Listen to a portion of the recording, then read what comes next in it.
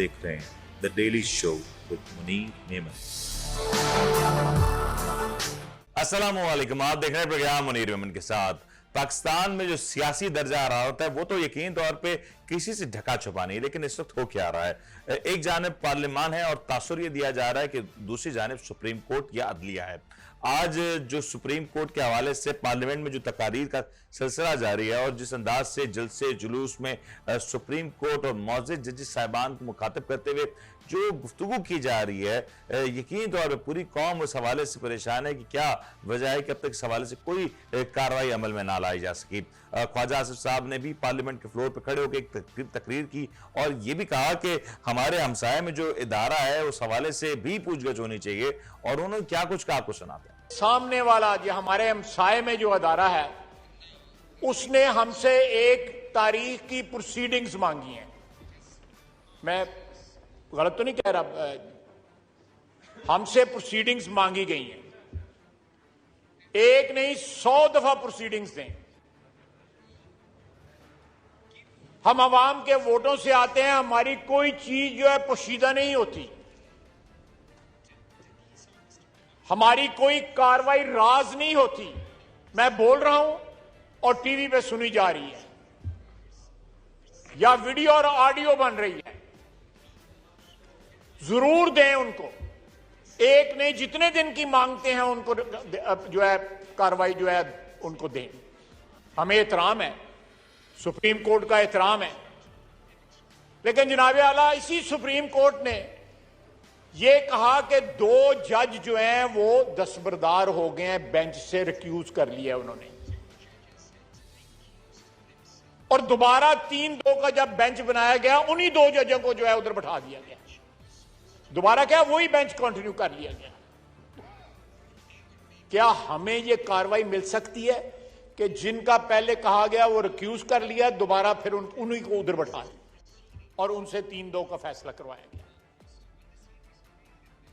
मेरी आपसे इस्तदा है जनाब स्पीकर कि आप कस्टोडियन होते हुए इस हाउस के, आप सुप्रीम कोर्ट को लिखें कि हमें भी वो कार्रवाई भेजे। ये हमारा हक है। आज ये अदारा जो है पाकिस्तान के आइन की, अवाम की बालादस्ती की कालमबरदार है, उसकी हिफाजत कर रहा है। आपने सुना ख्वाजा आसिफ साहब की तकरीर, और यकीनी तौर पे इस तकरीर को सुनने के बाद काफी ज्यादा बातें की जा रही हैं और कहा जा रहा है कि क्या ये तकरीर मुनासिब थी या नहीं। और ये तकरीर से तासुर दिया जा रहा है कि ये जो मौजूदा सूरत हाल है, क्या यहाँ पे तासुर देने की कोशिश की जा रही है कि पाकिस्तान में जो मौजूदा इलेक्शंस का जो मसला है वो सुप्रीम कोर्ट या पार्लियामेंट का मसला है, या महज ये खालिसतन आइन की जरूरत है और आइन ये कहता है कि पंजाब में 90 दिन के अंदर इलेक्शंस होने चाहिए थे। वो मुज़ाकरात हुए, मुज़ाकरात का दौर भी अपने इख्तिताम पे पहुंचा और मुज़ाकरात भी जैसे कि कहा जा रहा था बेसूद साबित हुए। आज इसी हवाले से प्रोग्राम में गुफ्तगू करेंगे और गुफ्तगू करने के लिए हमारे साथ मौजूद हैं सीनियर सहाफ़ी और तज़कियाकार जनाब शुएब राजा साहब और जनाब रिजवान शाह साहब। शुएब साहब अस्सलाम वालेकुम। जी अस्सलाम वालेकुम सर, कैसे मजाक। शुएब साहब ये बताएं, जो एक्सपेक्टेशंस थी यही था कि मुज़ाकरात एक मजाक बनकर रह जाएंगे, और क्योंकि जब मुज़ाकरात हो भी रहे थे तब भी लफ्जी गोलाबारी भी जारी थी और हुकूमत की जानिब से पकड़ धकड़ का मामला भी रहा, परवेज इलाही साहब के घर के ऊपर छापा भी पड़ता रहा। अब क्या होगा, ये बड़ा सवाल है कि अब मुज़ाकरात खत्म हो गए। सागदार साहब की कल रात की जो गुफ्तगू सुने तो उसको देख के लगता नहीं है कि मामलात कोई ज्यादा खराब है, लेकिन शाह महमूद कुरैशी साहब ने जो बातें की हैं उसको देख के तो यकीन तौर पे कहा जा सकता है कि अब गुफ्तगू के ऊपर कोई गुफ्तगू का रास्ता बंद हो चुका है। जी बिल्कुल ऐसा ही है। मैं तो पहले दिन से कह रहा था कि ये मुज़ाकरात नहीं है, ये मुज़ाकरात है। ठीक है, तो ये मुज़ाकरात ही साबित हुई। मतलब ये कि इन्होंने सिर्फ 5-6 दिन जाया किए। मकसद यही था कि 14 मई को ये इलेक्शन नहीं करवाना चाह रहे। जो दूसरी बात आपने की तो हुजूरे वाला आइन बड़ा क्लियर है इस बारे में। आप दुनिया भर के किसी भी साहिब इल्म और साहिब मतलब किसी भी जो लॉ को समझता हो उससे वो पूछ लें तो वो एक छोटी सी आर्टिकल है जिसकी एक छोटा बच्चा भी तशरीह कर सकता है कि ये क्या है। वो साफ कह रहा है कि जैसी असम्बलियां टूटती हैं तो 90 दिन के अंदर इंतखाबात होना मैंडेटरी है, ये लाजमी है। अब जो कल ख्वाजा साहब ने जो वहां पे तकरीर की, ख्वाजा आसिफ साहब ने, वो सुन के मैं तो बड़ा क्या कहना चाहिए कि हंसता ही रहा हूं उस बात पे। मसूफ ने अपने ऊपर ही एक पूरी चार्जशीट लगा दी। 40 साल से आप हुक्मरानी पे थे भाई, फौजी डिक्टेटरों को आपने सपोर्ट किया। आपके वालिद साहब जो थे वो ज़िया की मजलिस शूरा के चेयरमैन रहे, ठीक है। अयूब खान को जो सपोर्ट कर रहे थे उनकी औलादें आपकी पार्टी में बैठी हुई हैं। अब बात किस मुंह से कर रहे हैं और क्या बात कर रहे हैं आप? फिर वो कहते हैं जी 71 साल में मतलब ये कि मैंने कोई प्लॉट नहीं लिया। और भाई लॉन्ग आइलैंड में जो आपकी प्रॉपर्टी है, जो दुबई में आपकी प्रॉपर्टी है, वो भी बता दें अवाम को। वो क्यों नहीं बताते? मतलब अजीब सी तकरीर थी वो। मुझे तो उस पर बड़ी हंसी आई। मुझे तो ये लगा कि उन्होंने अपने ऊपर ही एक चार्जशीट। शुएब साहब, मैं गलत नहीं हूं तो जो उस्मान डार से जो इनकी जो इलेक्शन में जो इनका मुकाबला भी हुआ, वो नशिस्त भी काफी ज्यादा डाइसी है कि वो नशिस्त के जो नताइज पहले आते रहे और फिर जिस अंदाज से वो नताइज तब्दील हुए। ख्वाजा आसिफ साहब कुछ देर पहले तक एक बड़ी लीड से आते दिखाई दे रहे थे, और उसके बाद जब नताइज आए वो असर नौ तरतीब हो गए। वहां भी कहा तो ये जा रहा था कि एस्टैब्लिशमेंट का कोई अमल दखल हो सकता है। जी बिल्कुल एस्टेब्लिशमेंट का अमल दखल था। मतलब आप, ये तो ख्वाजा साहब की अपनी स्टेटमेंट है कि मैंने बाजवा साहब को फोन किया और उसके बाद फिर वो जो आरटीएस है वो बैठा और फिर ख्वाजा साहब जीत गए। आप देख लें, जो अगर 2018 के मतलब लोग कहते हैं जी आरटीएस बैठा के इमरान खान को सपोर्ट किया गया, मैं कहता हूं गलत है। आरटीएस बैठाकर इमरान खान की सीटें कम की गई। वरना अगर आप 2018 के आप इलेक्शन देख लें तो पीछे से लेकर गुजरात तक तो सारी सीटें जो थी वो पीटीआई जीतती आ रही थी।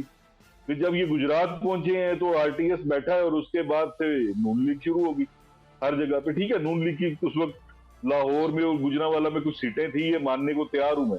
लेकिन ख्वाजा साहब 100% हारे हुए थे जिनको जिताया गया। इसी तरह मतलब वो जो एहसन इकबाल है उसको भी ऐसे ही जिताया गया। कसूर में डॉक्टर अजीमुद्दीन जाहिद को हराया गया। मेरे पास तो मतलब ये सारी चीजें और फैक्ट्स हैं। ये एक लंबी बहस है और यकीनी तौर पर इस पे अगर ये टॉपिक हुआ तो फिर बहुत से ऐसे मामला हैं जो उठाए जाएंगे, इनके ऊपर सवाल किए जा सकते हैं। लेकिन शाहजी, ये जरा इसके ऊपर रोशनी डालिएगा कि नून लीग की तरफ से ये जो बयानात दिए जा रहे हैं, मैं ये कहूं कि अदलिया मुखालिफ बयानात है तो अब ये बात गलत तो नहीं होगी, क्योंकि अब ये बात फैसलों तक महदूद नहीं है बल्कि किरदारों तक बात पहुंच चुकी है। मरियम नवाज साहिबा कहती रही साबका जजेस साहिबान के हवाले से, दीगर साहिबान के हवाले से, लेकिन अब जो बात की जा रही है वो सिटिंग जुडिशरी के जो मौजूद जजेस साहिबान है उनके ऊपर बात की जा रही है, उनके फैसलों के ऊपर बात की जा रही है और उनके कंडक्ट के ऊपर बात की जा रही है। ये आपको लग रहा है कि सुप्रीम कोर्ट में खुद आप चाह रहे हैं कि प्रोवोक किया जाए और कोई ऐसा फैसला लिया जाए जहां से सियासी शहादत क्लेम की जा सके? बिस्मिल्लाहिर्रहमानिर्रहीम। जी बिल्कुल, देखें, मेरे आपके साथ किए 2 माह पहले के प्रोग्राम में मैंने आपको पहले कहा था कि इनके पास इलेक्शन में जाने का कोई बयान ही नहीं। इनके पास नेक्स्ट इलेक्शन को जीतने के लिए कोई परफॉर्मेंस नहीं है। तो इनके पास बस सिर्फ एक तरीका रह गया है कि किसी तरीके से ये एक हमदर्दी का सिनेरियो क्रिएट करके और नेक्स्ट इलेक्शन में अपने वोटर्स को मुतमईन कर सकें, क्योंकि इनके वोटर्स पे बहुत ज़्यादा प्रेशर है। देखिए, प्रेशर ये है कि वो नवाज शरीफ साहब जिनकी 72 घंटे जिंदा रहने की यही अदलिया गारंटी मांग रही थी, वो 3 साल से जायद हो गया लंदन में रह रहे हैं, फिर पाकिस्तान के ही पड़ोस में आते हैं, सऊदी अरब आते हैं, वहाँ पर खूब खाते पीते हैं, खाबे खाते हैं, और उसके बाद फिर वो वापस लंदन चले जाते हैं, पाकिस्तान नहीं आते। तो जाहिर बात है, देखें, जब आप इस तरह कर रहे होते हैं तो अवाम इतनी बेवकूफ़ नहीं होती कि वो ये समझे कि वो इतने शदीद बीमार है कि पाकिस्तान नहीं आ सकते, लेकिन कई दिन के सऊदी अरब के दौरे पे वो जा सकते हैं। तो ये सब चीज़ें नज़र आती हैं, इनको बड़े भोंडे तरीके से छुपाने की कोशिश कर रहे हैं और ये कोशिश कामयाब नहीं होगी। और नून लीग तो हमेशा से अदलिया के ऊपर दबाव डालने के लिए, आप देख लें, उनका माजी में सारा किरदार है। अदलिया सुप्रीम कोर्ट के ऊपर हमले में कौन सी सियासी जमात मुलव्वस है? क्या वो नून लीग नहीं थी? क्या वो नवाज शरीफ साहब? लेकिन शाहजी, आपका ये जो स्टेटमेंट है, गालिबन इसी तर्ज की बात मैंने सुना कि लतीफ खोसा साहब साबिक गवर्नर पंजाब करते रहे, उनका ताल्लुक पीपल्स पार्टी से, एतजाज एहसन जो कि सीनियर कानूनदान है उनका ताल्लुक भी पाकिस्तान पीपल्स पार्टी से, वो इसी तर्ज की गुफ्तगू कर रहे हैं। आपको नहीं लगता कि पीपल्स पार्टी कहीं दोनों एंड्स पे खेलती हुई नजर आ रही है? एक पीपल्स पार्टी का जो पंजाब का विंग है वो इस वक्त एंटी पीडीएम गुफ्तगू कर रहा है या वो गुफ्तगू कर रहा है जो पीडीएम को किसी तौर पर शूट नहीं करती, लेकिन पीपल्स पार्टी के बयानिए के लिए, फ्यूचर के लिए बड़ी अहम हो सकती है। और दूसरी जाने पीपल्स पार्टी की ओवरऑल लीडरशिप है, जो कि सीनियर लीडरशिप है मैं कहूं, तो वो उसका बयान, उसका स्टांस पीडीएम पे नजर आता है। ये क्या माजरा है कि एक जानिब ये कहा जा रहा है कि पीडीएम जो फैसले कर रही है वो गलत है, माजी में भी यही कुछ कर चुकी है नून लीग, और अब दूसरी जानिब पीपल्स पार्टी उनके साथ भी खड़ी है। देखें, बात यह है कि ये सारी वजह जो आपको इस वक्त सूरत हाल नजर आ रही है ना, इसकी सारी वजह ये है कि पीपल्स पार्टी अपने नजरियात से इस हुकूमत के इक़्तिदार की खातिर अपने नजरियात से बिल्कुल यू टर्न ले चुकी है। वो किस तरह यू टर्न ले चुकी है कि एक तरफ पीपल्स पार्टी सारी उम्र भुट्टो साहब की फांसी के ऊपर सियासत करती आ रही है, और उसी भुट्टो साहब को फांसी देने वाले डिक्टेटर, जिनके बारे में कहा जाता है कि ज़ियाउल हक जो है वो सियासी वालिद है नवाज शरीफ के।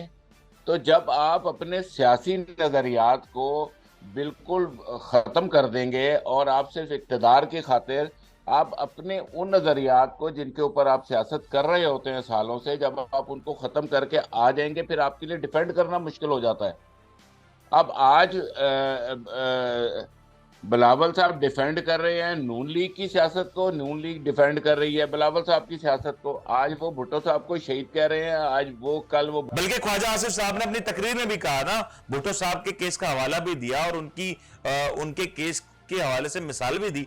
तो नून लीग की जानिब से इस तरह की गुफ्तगू करना कोई नई बात है वैसे तो।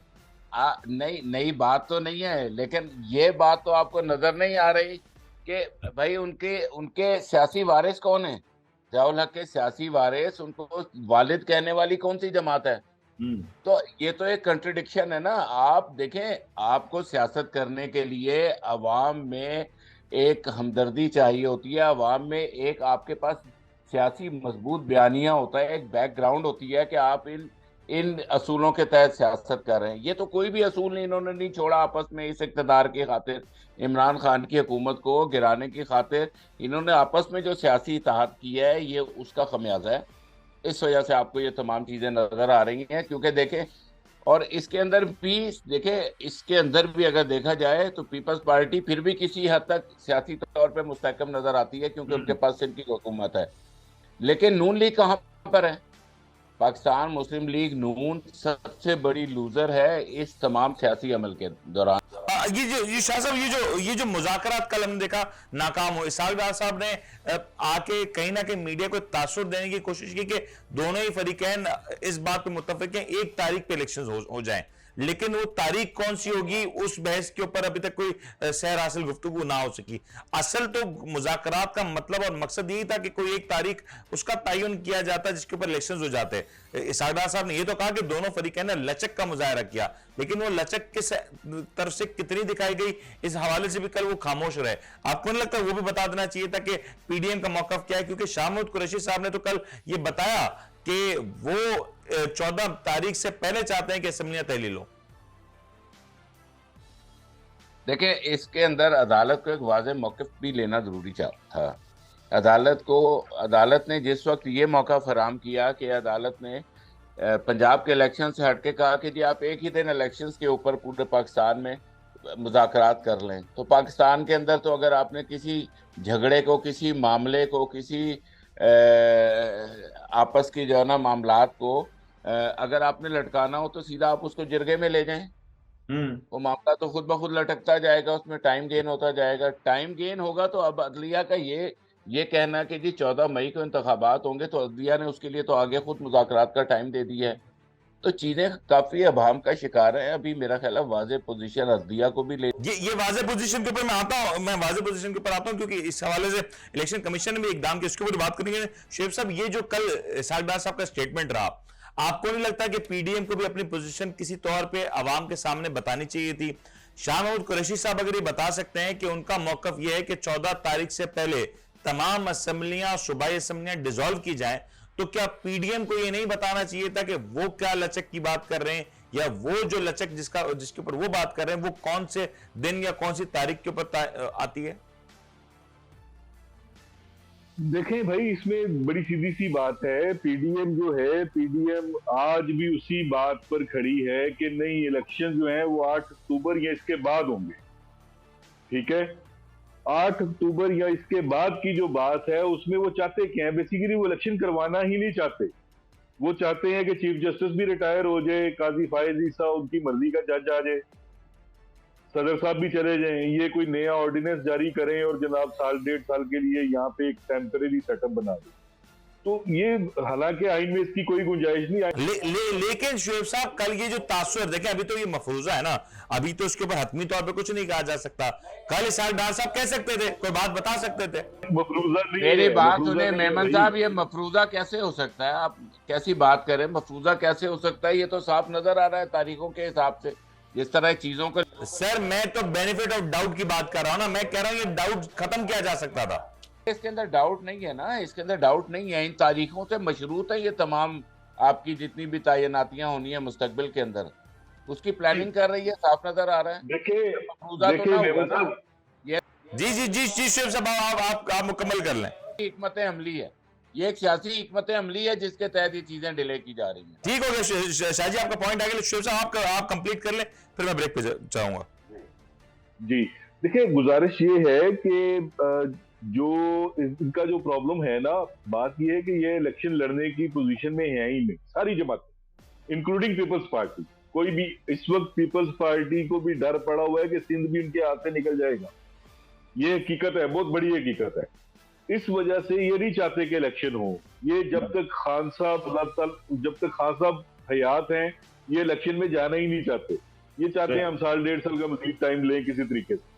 ठीक हो गया शुएब साहब, आपका पॉइंट आ गया। शुएब साहब, मुझे ब्रेक लेने का कहा जा रहा है। ब्रेक, मैं शाह जी आपकी तरफ आता हूं, मुझे ब्रेक लेने का कहा जा रहा है, मैं ब्रेक ले रहा हूं जी। ब्रेक के बाद आते हैं और उसके ऊपर मजीद गुफ्तगू करते हैं। आप देख रहे हैं the daily show with Munir Memon. आप देख रहे हैं the daily show with Munir Memon. Program में आपको एक बार फिर से खुशामदीद कहते हैं। तस्करा और था कि मुल्क में जो कुछ हो रहा हो, जिस अंदाज से हुकूमती जमात और अपोजिशन के दरमियान जो बयानात का सिलसिला जारी है, क्या ये बयानात पाकिस्तान को किसी भी तौर पे आगे की तरफ ले जा सकेंगे या नहीं? क्योंकि आज पाकिस्तान की अगर ग्राउंड रियलिटी की बात करें तो यहाँ पे महंगाई की शरह तकरीबन 50% के करीब पहुंचती हुई नजर आ रही है, और ये एक ऐसा नंबर है जिसके बाद किसी भी मुल्क के लिए हाइपर इन्फ्लेशन का दौर शुरू हो जाता है, और वो किसी के लिए भी काबिल कबूल नहीं होता, और फिर जब मामला हाथ से निकलते हैं उसको काबू नहीं किया जा सकता। कुछ दिनों पहले लाहौर में एक जलसा हुआ, और लेबर डे के मौके पर जब मरीम नवाज साहिबा ने ये जलसे में क्या कुछ कहा, और ये बड़ी इंपॉर्टेंट गुफ्तगू है, आपको सुनाते हैं। पहले आप सिर्फ इसलिए जस्टिस मुजाहिर अली नकवी और जस्टिस इजाजुल एहसन को आप कटहरे में खड़ा नहीं करते क्योंकि आपकी मेजॉरिटी जो है वो कम हो जाती है सुप्रीम कोर्ट में। आप इंसाफ की सबसे बड़ी कुर्सी पर बैठे हैं।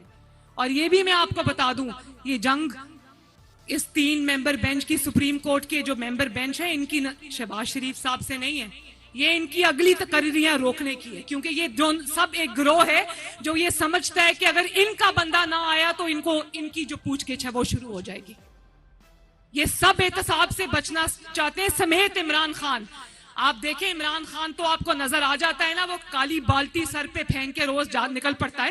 तो आपने गुफ्तगू सुनी, और गुफ्तगू मरीम नवाज साहिबा ने बड़े सारे इल्जामात लगाए और ये बताया कि आखिर मुल्क इस नहज पे क्यों पहुंचा, कौन है जिसने मुल्क को खोखला किया, और किस अंदाज से जो वो खुद कह रही हैं कि नवाज शरीफ साहब को रास्ते से हटाया गया, इसमें अदलिया का क्या किरदार था, दीगर फरीकैन किस अंदाज से शामिल थे, और जो गैंग की बात कर रही हैं, जो ये भी कहा गया कि आज भी अदालत में सहूलतकार मौजूद हैं। ये जुमले जो हैं ये मरीम नवाज साहिबा की जानिब से कहे गए। शाह जी, ये जो जुमले मरीम नवाज साहिबा ने कहे, लेबर डे का मौका था, गुफ्तगू कहीं निकल गई, लेकिन ये क्या वजह है कि इस तरह के सवालात आज मरीम नवाज साहिबा उठा रही हैं? भाई, लेबर डे के ऊपर उनके सियासी बयानात देना बहुत ज़रूरी है, क्योंकि उनके वालिद बहुत गरीब आदमी थे, ठीक है ना, और बकौल शहबाज शरीफ वो इंतहाई गरीब किसान थे, ठीक है ना। तो मामलात इस गरीब फैमिली के बहुत सारे इश्यूज हैं, इनको लेबर डे के ऊपर लाजमी अपनी सारी स्ट्रगल याद आती है जो इन्होंने करके अरबों खरबों की जायदादें बनाई, ठीक है। देखिए, बात यह है कि चीज़ों को मुतनाज़ा बनाने का फ़न जानती हैं मरियम साहिबा, ठीक है ना। और मरियम सफदर साहिबा जितना इस हुकूमत के लिए और पाकिस्तान मुस्लिम लीग नून के लिए नुकसान का बाइस हुई हैं, ये आपको आने वाला वक्त और तारीख बताएगी। तो उनके बयानात को मैं इतनी इंपॉर्टेंस इसलिए नहीं देता कि मेरे ख्याल से उनकी सियासी अहमियत पाकिस्तान के अंदर वो नहीं है जो दिखाई जाती है अभी, या उन्होंने अभी इस हुकूमत के, इस ज़बरदस्ती की हुकूमत के अंदर रहकर अपनी एक जो पोजीशन बनाई हुई है। बेसिकली तो वो एक सुप्रीम कोर्ट की तरफ से नाअहल सियासतदान है, जो किसी फोरम के ऊपर ना इलेक्शन लड़ सकती है, ना किसी ओहदे पर आ सकती है, तो उनको तो डिस्कस करना ही बेमानी है सर। लेकिन शाहजी, आप देखा ना, ये कह के रूल आउट तो नहीं कर सकते उनको डिस्कस नहीं करना चाहिए या उनकी पॉपुलैरिटी के ऊपर सवाल, क्योंकि ये बात तो हकीकत है कि वो नवाज शरीफ साहब की साहबजादी हैं और पाकिस्तान में जो डायनेस्टी पॉलिटिक्स है उसको तो हम रूल आउट कर ही नहीं सकते। और ये भी एक बड़ा फैक्टर है कि नून लीग में आज जो स्प्लिट है कि वहां पे बहस भी है कि इसके बाद आगे पार्टी किसकी होगी, शहबाज शरीफ साहब की और हमजा शहबाज को पार्टी को चलाएंगे या मरियम नवाज साहब चलाएंगे। शाजी एक मिनट मेमन साहब, मेरा छोटा सा सवाल है आपसे, बड़ा मासूमाना सा सवाल है कि नवाज शरीफ की बेटी के अलावा उनकी कोई और क्वालिफिकेशन है या नहीं है? सर आप जानते हैं कि पाकिस्तान में सियासत में लीडर बनने के लिए क्वालिफिकेशन काफी है, मेरे ख्याल से इससे अहम डिग्री कोई हो नहीं सकती। लेकिन ये बहस कहीं और निकल जाएगी। शुएब साहब, और है, एक क्वालिटी और है, एक क्वालिटी और है, मॉडल है, एक क्वालिटी और है कि वो एक फौजी की बीवी भी हैं। मॉडल ऐसी है वो सर। लेकिन शाहजी, ये फिर गुफ्तगू कोई और निकल जाएगी। ये देखिए हमारे मुल्क की हकीकत है ना, इससे हम नजरें तो नहीं चुरा सकते। जो फरमा रहे हैं ना डायनेस्टी वाली बात, इसी डायनेस्टी पॉलिटिक्स के खिलाफ तो इस वक्त अवाम खड़ी हुई है। आप जो डायनेस्टी की बात कर रहे हैं ना कि वो डायनेस्टी की, तो ये डायनेस्टी 34 साल की, इसने तो डुबो दिया पाकिस्तान को क्या। लेकिन सवाल शुएब साहब, सवाल ये है कि ये जो शाहजी, मैं आपका पॉइंट आ गया, मुझे शुएब साहब ये जरा बता दें, ये मरियम नवाज कह रही है कि अदालतों में सहूलतकार मौजूद हैं, वो कह रही हैं कि माजी में भी अदालत के जरिए और जजेस के जरिए मियां साहब को ओहदे से हटाया गया। तो आपको नहीं लगता कि ये सवाल शायद सूटेबल नहीं है, क्योंकि जो कुछ सवालात उनसे किए गए, चाहे वो सुप्रीम कोर्ट में हो या किसी एंकर के इंटरव्यू में, बहुत से सवालात के जवाब तो दे नहीं सकी हैं। बात तो बड़ी सीधी सी है भाई, सहूलतकार मौजूद है क्योंकि अब मलक कयूम नहीं है। जब तक मलक कयूम था तब तक सहूलतकारी नहीं होती थी, आपको भी पता है, मुझे भी पता है, छोड़ दे इस बात को। दूसरी बात जो आप कह रहे हैं, दूसरी बात आप क्या कह रहे थे सर? यही कि आगे ये जो अदलिया के हवाले से जो उनके बयानात है, उसकी वजह क्या है? देखें, बात बड़ी सीधी सी है ना भाई, उनको चाहिए। मैं इस पे एक छोटी सी, अगर इजाजत हो तो एक छोटा सा वाकया बयान कर देता हूँ। जी। एक जमाने में जब बहरीन के जब बादशाह आए थे पाकिस्तान में, तो ममनून हुसैन साहब सदर थे और उन्होंने एक डिनर पे, हम भी इन्वाइटेड थे, वहां पे हम भी गए। वो बादशाह सलामत का इंट्रोडक्शन हुआ, फिर बादशाह के साथ जो डेलीगेशन था उसका इंट्रोडक्शन हुआ। उसमें आर्मी चीफ भी था, उसमें चीफ जस्टिस भी थे, उसमें वज़रा भी थे। हर एक का आखिरी जो नाम का जो आखिरी हिस्सा था ना, वो एक ही था। मतलब वो नजर आ रहा था कि किसी एक ही खानदान के लोग हैं। तो मियां साहब तो ये चाहते हैं कि भी मतलब यहाँ पे जो भी जज हो वो शरीफ खानदान से हो, यहाँ पे आर्मी चीफ भी शरीफ खानदान से हो, जो उनकी दरीना ख्वाहिश रही है। तो भाई ऐसे हो नहीं सकता, जमहूरियत में ऐसे नहीं चल सकता। वो बादशाह में चल जाता है, यहाँ पे बादशाह नहीं है। बात को समझे इसको। वो अब जो चीफ जस्टिस, मतलब ये कि बंदयाल साहब जो बैठे हैं, वो आइन की बात कर रहे हैं, वो आइन को बचाने की कोशिश कर रहे हैं, ये आइन तोड़ना चाह रहे हैं। अगर मतलब ये कि उस कल ख्वाजा साहब ने वहां पे तकरीर की जी, मतलब ये कि वजीर आजम को घर भेजना, 9 अप्रैल 2022 में भी तो इसी चीफ जस्टिस ने उसको घर भेजा, तो उस वक्त क्यों नहीं बोले? उस वक्त तो लुटियां डाल रहे थे।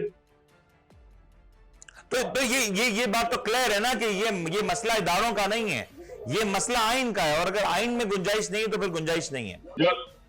जब गिलानी साहब को घर भेजा गया, तो उस वक्त भी इन्होंने मतलब नवाज शरीफ साहब के जो बयानात हैं आपने सुने ही थे। क्या था वो कि मतलब सुप्रीम कोर्ट 50 वज़ीर आज़म भी घर भेजे तो भेजने चाहिए। अब क्या हुआ है?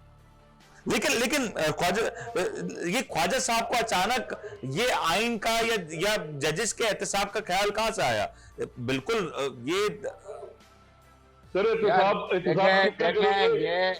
ये जजेस के बारे में जो कैंपेन चलाई जा रही है, ये उस बात का गुस्सा है कि चचा को नवाज दिया तो पापा रह गए, और पापा को भी नवाजो तो फिर इलेक्शन भी करवा देंगे, पापा को भी नवाजो तो जजेस को भी इज्जत देंगे, पापा को भी नवाजो तो इदारों को भी इज्जत देंगे।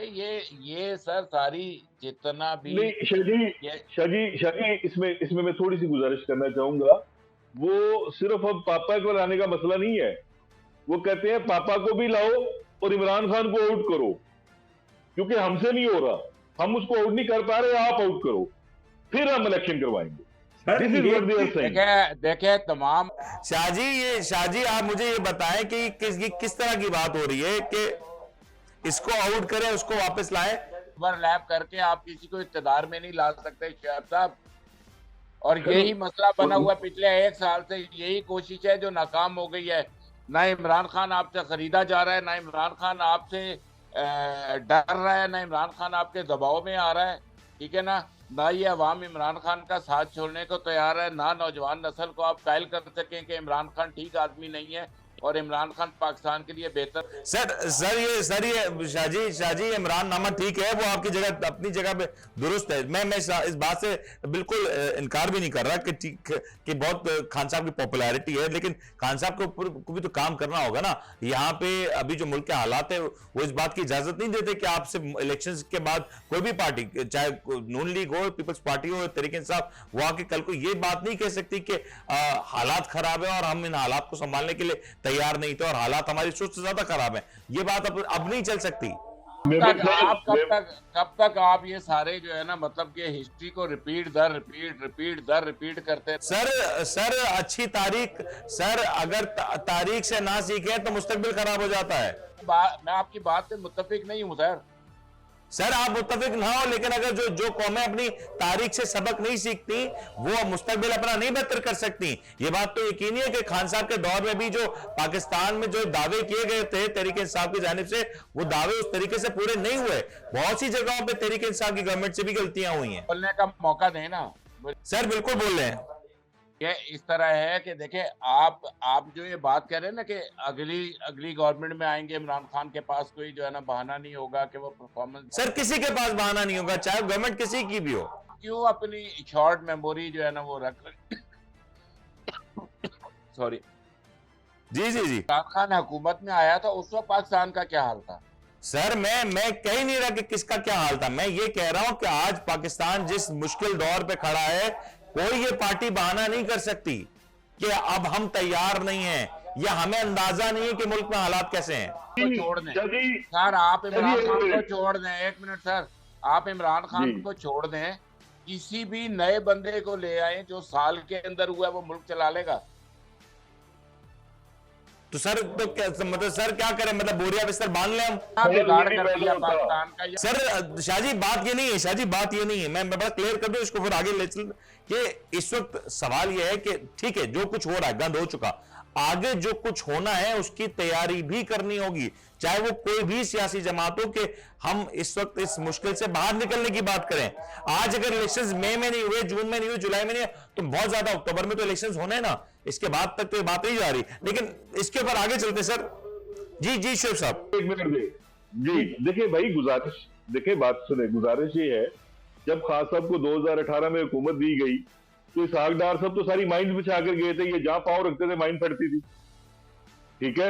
ऊपर से सर ये इस बार भी माइंस बिछेंगी, शोएब साहब मैं यही कह रहा हूं, इस बार भी माइंस बिछाई जाएंगी। और सर पूरी बात तो सुन लेना, पूरी बात तो सुन ले। अच्छा माइंस थी, उसके बाद 2 साल कोरोना रहा, कोरोना के हालात भी आपके सामने, उसने कोरोना पे भी लोगों को बाइज्जत तरीके से रोटी दी। उसके बाद 1.5 साल का वक्त रहा है उसका हुकूमत का, उस 1.5 साल के अंदर वो पाकिस्तान को 6% ग्रोथ पे ले गया। ये एक शोएब साहब मैं पहली बात शोएब साहब आपकी बात बिल्कुल दुरुस्त है, मैं इस बात से इनकार नहीं कर रहा। मैं ये भी नहीं कह रहा कि खान साहब के दौर में पाकिस्तान की परफॉर्मेंस में बेहतरी नहीं है, मैं ये भी नहीं इनकार करता कि एक्सपोर्ट्स में बेहतरी नहीं है।